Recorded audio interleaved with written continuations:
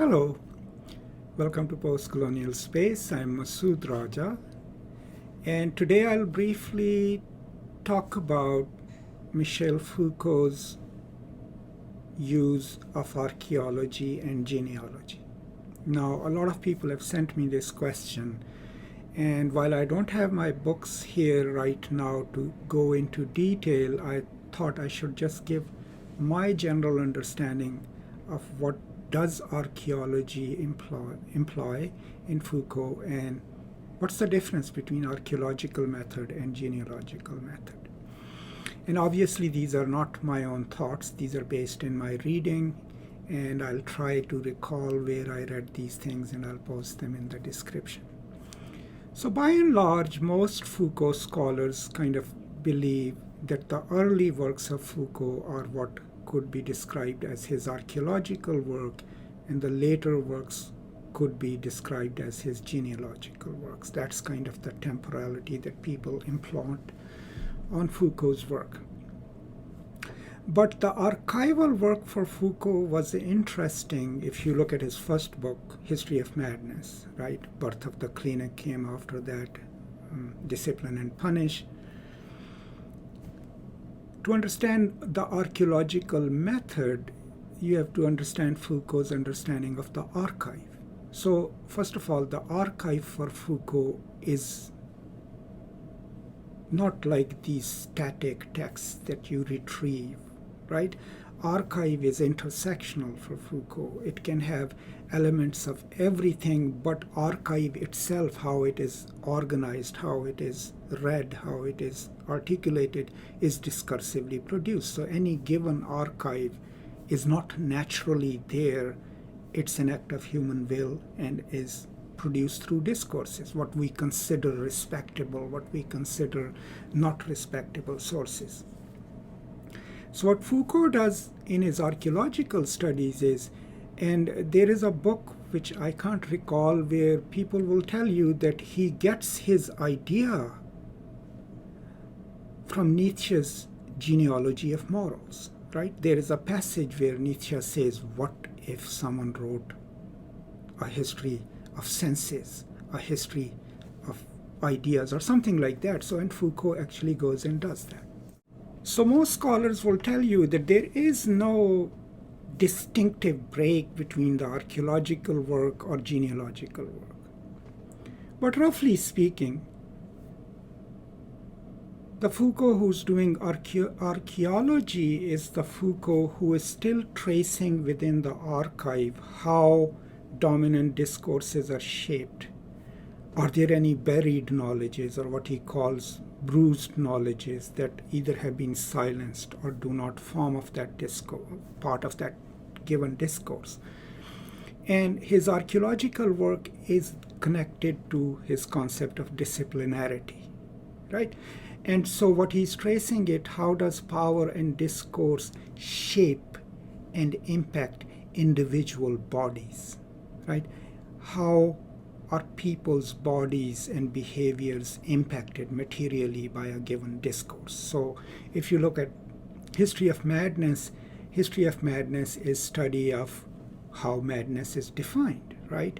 How the mad, the figure of the mad, is seen and articulated. Similarly, Discipline and Punish basically is an archaeological study of different traces of knowledge, law, and everything else that shapes human bodies.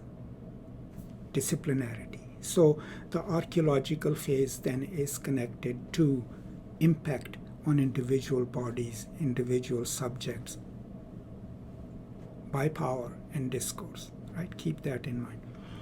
In the genealogical phase then, which is a version of archaeology, he's still retrieving knowledges, he's still retrieving buried knowledges, going against the normative drive of history, where history is offered to us as this progressive narrative, natural narrative.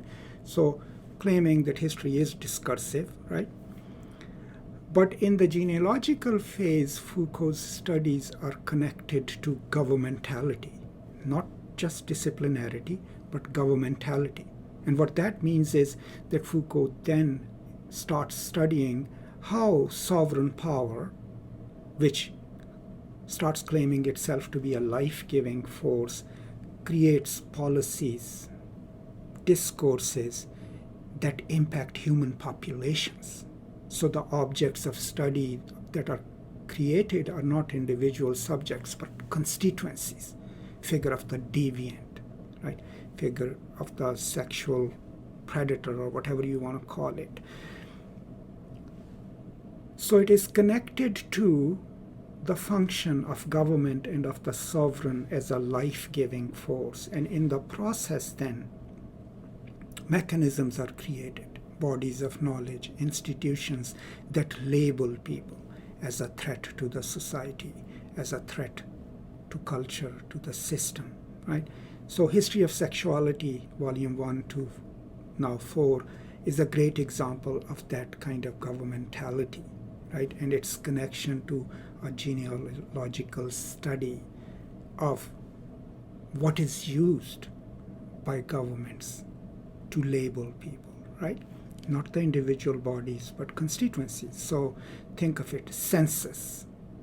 Census allows them to create different segments of a society.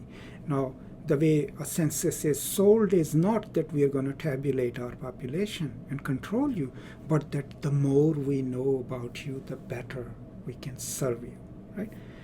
So genealogical then is connected to governmentality, and archaeological work is connected to disciplinarity. Disciplinarity is about how individual bodies are impacted in a given discourse of knowledge.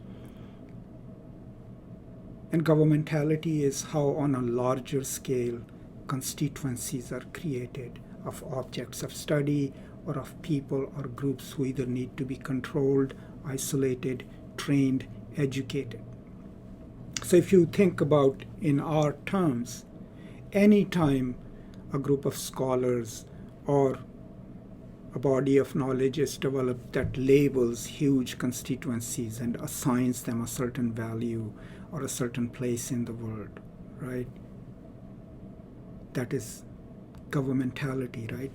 And that will be studied through a genealogical method, right? How does power work? How does it legitimize itself? How is knowledge used to categorize people, groups of people, large constituencies?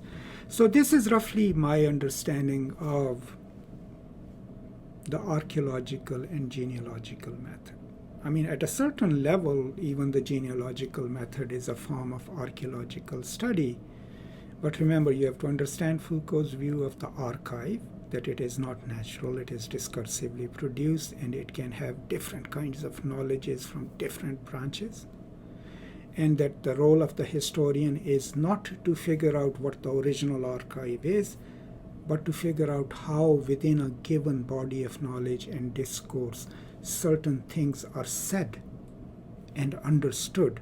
And it is at the level of being said that we understand a discourse, because we are not worried about the psychological reasons for it. We are not even worried about the material reasons for it. We are trying to trace why is a statement or an enunciation, why does it make sense to people, why does it have value, and that value is connected to a body of knowledge, an archive, right? And studying of that, how the said comes to be what it is archaeological on an individual level and genealogical on the larger level of human populations and governments. This is roughly my understanding of it. I have my books packed right now, but when I have access to them, I will try to put more resources in the description.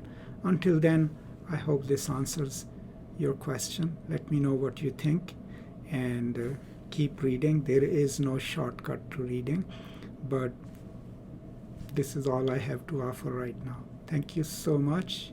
Stay safe, take care of each other, be kind and generous, and I will now see you next time. Until then, as always, peace and love.